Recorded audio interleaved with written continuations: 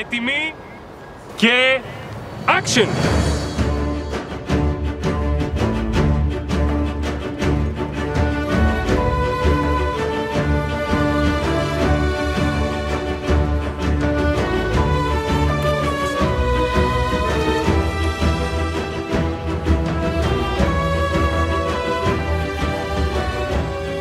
Είσαι εδώ. Εδώ. Δηλαδή περίπου. Δεν είμαι πολύ μακριά. 5-6 χρόνια μετά. Ωραία. Θα σε πάω ταξίδι μερικές χιλιετίες πίσω. Το πρωί συνάντησα την αρχαιολόγο. Κολιάδα Άκρα. Έχεις υπόψη σου? Όχι. Πρώτος ο Ηρόδοτος μνημόνευσε έτσι το ακροτήρι του Αγίου Κοσμά. Η ίχνη πρώτης κατοίκησης στην ευρύτερη περιοχή έχουμε περίπου από το 3000 π.Χ.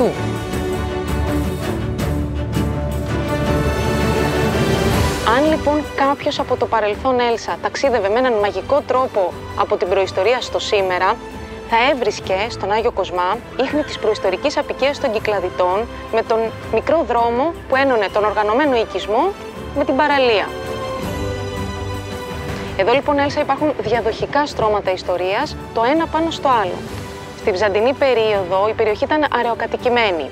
Κατά τα Οθωμανικά χρόνια όμως, τότε που δημιουργήθηκαν τα μεγάλα τσιφλίκια, ήταν που απέκτησε και το όνομά της. Και θα σου πω πώς. Υπήρχε ένα ταφικό μνημείο που είχε οικοδομηθεί στα χρόνια του Πλάτωνα και του Αριστοτέλη, όταν δηλαδή γεννήθηκε ο Μέγας Αλέξανδρος. Όποτε αναφέρονταν σε αυτό το μνημείο οι Οθωμανοί Τούρκοι, το αποκαλούσαν το ελληνικό. Και έτσι του μείνε το όνομα. Τέλεια. Στείλε αυτό το ηχητικό για απομαγνητοφώνηση και τα λέμε αύριο στη σύσκεψη.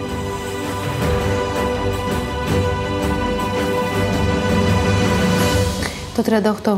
Τι λέτε εσείς εδώ? Τι έγινε το 38? Λέμε πότε έγιναν τα εγγένεια του παλιού αεροδρομίου. Το ελληνικό, μια ιστορική διαδρομή από την προϊστορία στο σήμερα. Μήκος διαδρόμου προσγείωσης και απογείωσης αρχικά 1800 μέτρα και το 1950 2250 μέτρα. Πήγες στη βιβλιοθήκη. Τι ενδιαφέρον βρήκες? Θα ξεκινήσω από το πιο ενδιαφέρον. Μια ιστορία επιβίωσης με αφίξεις και αναχωρήσεις που προηγείται όμως της κατασκευής του αεροδρομίου. Με συγκινεί πολύ αυτή η ιστορία γιατί η γιαγιά μου ήταν μικρασιάτισσα. Βρήκα λοιπόν ντοκουμέντα για το Χασάνι. Παλαιότερη ονομασία περιοχής που σήμερα βρίσκεται στο Δήμο Ελληνικού Αργυρούπολης. Πιο παλιά ακόμα, μετά το 22, έγινε τόπος υποδοχής προσφύγων από τη Μικρά Ασία. Αρχικά στεγάζονται σε πρόχειρα καταλύματα, φτιάχνουν σπίτια, βρίσκουν νερό σε πηγάδια και καλλιεργούν τη γη. Σιγά σιγά έχτισαν μια ολόκληρη κοινότητα, εκκλησίες, σχολεία, μέχρι και κινηματοθέατρο. Το κινηματοθέατρο ελληνικών. Όταν το 1936 αποφασίστηκε ότι εκεί θα γίνει το αεροδρόμιο, οι πρόσφυγες ήδη είχαν ξεκινήσει να μετεγκαθίστανται σε άλλες περιοχές.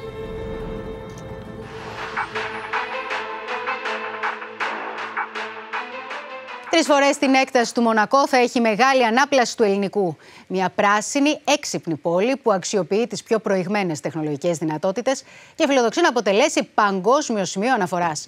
Πρόκειται για μια επένδυση ύψους 8 δις ευρώ, η οποία προβλέπεται ότι θα συμβάλλει κατά 2,4% στο ΑΕΠ της χώρας μας, θα δημιουργήσει 75.000 θέσεις εργασίας, ενώ το δημόσιο θα ωφεληθεί με 14 δις ευρώ έσοδα.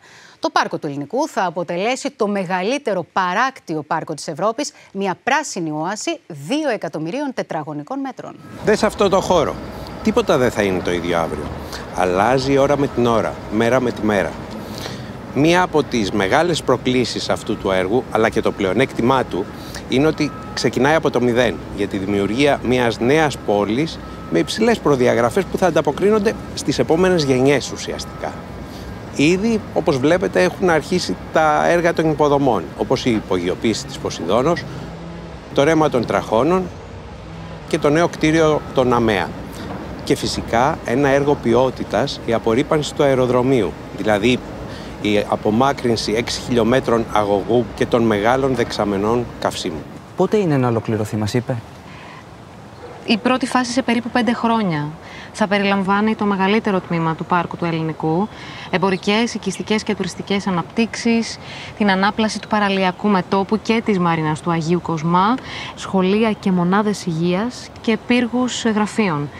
Ίσως παραδοθεί και νωρίτερα, αν σκεφτείς ότι παρέδωσαν πολύ πιο γρήγορα από ό,τι υπολόγιζαν και το Experience Park και το Experience Center. Ποιος θα μπορούσε να φανταστεί ότι στο ιστορικό υπόστηγο Γ στεγάζεται πλέον ένα high-tech interactive κέντρο επισκεπτών? Είναι το πιο high-tech κέντρο επισκεπτών που έχεις δει. Εκεί βιώνεις την εμπειρία που σου επιφυλάσσει το ελληνικό του μέλλοντος. Αύριο είναι να πάμε. Μεθαύριο. Αύριο συνεχίζω την έρευνα.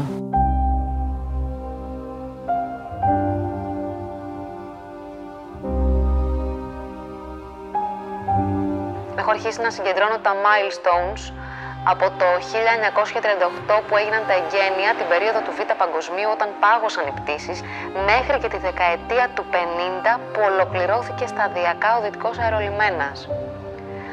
Βρήκα πλάνα από το 1973, τότε χτύπησε αριθμό ρεκόρ 6 εκατομμύρια επιβάτες και φυσικά από το 1975 όταν μεταβιβάστηκε η Ολυμπιακή στο δημόσιο.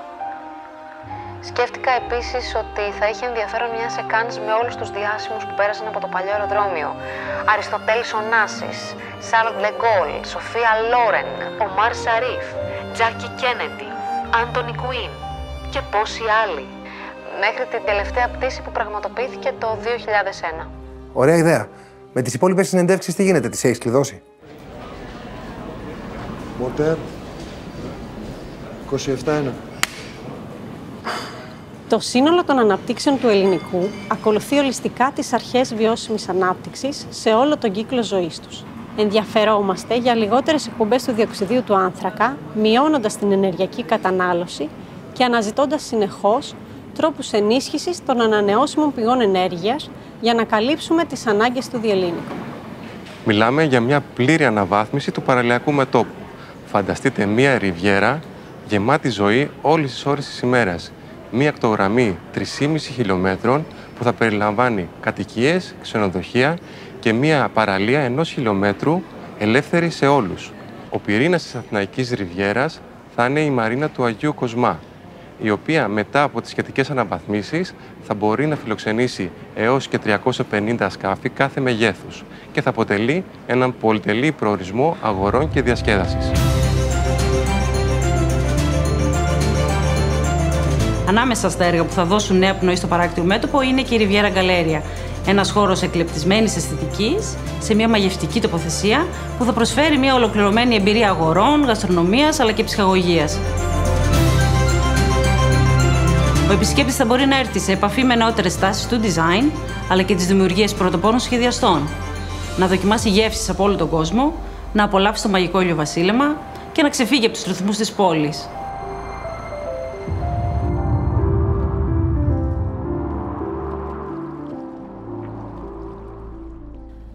Η μοναδικότητα του ελληνικού έγκυται στο ότι μας δίνει την ευκαιρία να σχεδιάσουμε από το μηδέν, χωρίς περιορισμούς, και να υλοποιήσουμε το όραμά μας για την έξυπνη πόλη του μέλλοντος.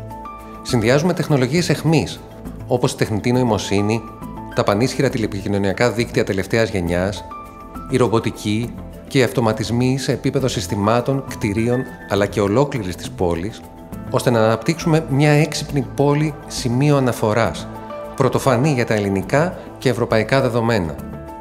Ένα κόμβο καινοτομίας που προωθεί την οικονομική ανάπτυξη και την ευημερία. Μια έξυπνη πόλη που θα λειτουργεί πάντα αποδοτικά και απρόσκοπτα για εμάς και για το περιβάλλον.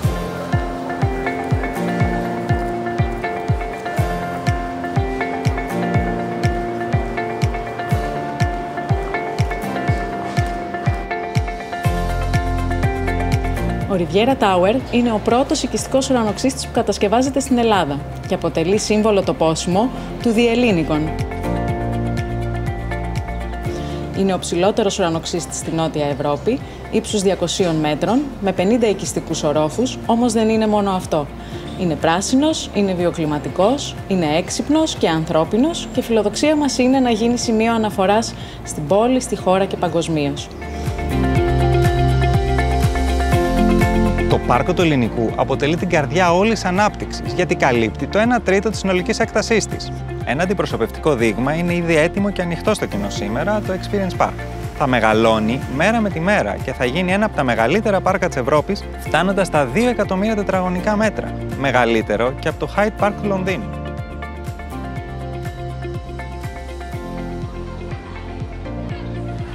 Είναι ένα περιβάλλον οικείο, ένα όμορφο περιβάλλον, πολύ φροντισμένο. Νιώθουμε ότι σιγά σιγά είναι σαν να μετακομίζουμε σε μια καινούρια χώρα, πολύ εξελιγμένη και μετακομίζουμε με τα πόδια. 39 πρώτη. Το Διελλήνικον θα προσφέρει ένα δίκτυο διαδρομών για ποδηλάτες και πεζούς μεγαλύτερο των 50 χιλιόμετρων. Θα είναι οργανικά συνδεδεμένο με τον αστικό ιστό, θα απευθύνεται σε όλους και θα είναι προσβάσιμο από όλους. Σχεδιάσαμε διαδρομές οι οποίες περνούν μέσα από πράσινες εκτάσεις με μεσογειακή βλάστηση και συνδέουν διαφορετικές περιοχές, χρήσεις και δραστηριότητες. Σημείο αναφοράς σε αυτό το δίκτυο διαδρομών θα είναι ο κεντρικός πεζόδρομος, πλάτος 56 μέτρων και μήκους πάνω από 2,5 χιλιόμετρα, ο οποίος εκτείνεται από την παραλία μέχρι τη Λεωφόρο Βουλιαγμένης. Πάρκο του Ελληνικού. Τσεκ. Οικιστικές αναπτύξεις. Τσεκ. Θανάση, είδες τα φωτορεαλιστικά που μας έστειλαν. Θα δημιουργηθούν νέες γειτονιές. Θα ζωντανέψει ξανά η περιοχή. Ελληνικών Commercial Hub. Περιμένετε από μένα μία προσθήκη στο σενάριο που θα εξηγεί τι περιλαμβάνει το εμπορικό του μέλλοντος. Φαντάσου έναν πολυδιάστατο προορισμό που προσφέρει συνδυαστικές βιωματικές εμπειρίες. Γαστρονομία, συναυλίες, επιδείξεις μόδας, γυμναστήρια, gaming, αλλά και ψώνια με τη βοήθεια καινοτόμων τεχνολογιών. Θα περιλαμβάνει επίσης ένα εμπορικό πάρκο επόμενης γενιάς, καθώς και χώρους γραφείων, ενώ ακριβώς δίπλα θα δημιουργηθεί ένα υπερσύγχρονο επιχειρηματικό και οικονομικό κέντρο. Τη Ριβιέρα σε ποιο σημείο την αναφέρουμε? Με τη Ριβιέρα ξεκινάει η ταινία μας.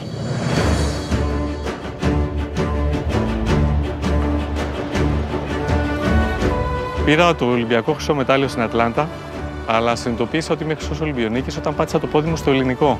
Γιατί εδώ μοιράστηκα τη χαρά μου με όλους τους Έλληνες. Στον τόπο αυτό άνοιξα τα φτερά μου για τις θάλασσες όλου του κόσμου.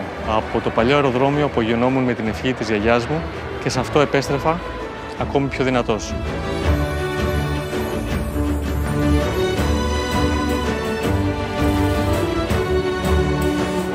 Γήπεδα τένις, γήπεδα ποδοσφαίρου, μπάσκετ, ένα σύγχρονο αθλητικό πάρκο διεθνών προδιαγραφών όπου θα συναντιέται ο επαγγελματικός και ο ερασιτεχνικός αθλητισμός. Πώς σας ακούγονται όλα αυτά? Αυτή τη στιγμή δημιουργείται ο μεγαλύτερος αθλητικός προορισμός στην Ελλάδα και χαίρομαι διπλά γιατί γίνεται εδώ στο ελληνικό.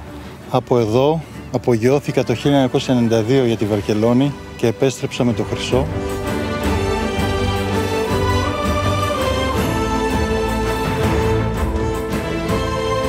Δεν υπάρχει μεγαλύτερη χαρά από το να βλέπεις κάτι που χάνεται, να μεταμορφώνεται, να αποκτά ξανά ζωή. Το μεγαλύτερο έργο αστικής ανάπλασης στην Ευρώπη. Ένα εμβληματικό έργο που θα είναι φτιαγμένο για όλους μας και θα ανήκει σε όλους μας. Ένα έργο που θα φέρει ένα νέο τρόπο ζωής και για τις επόμενες γενιές.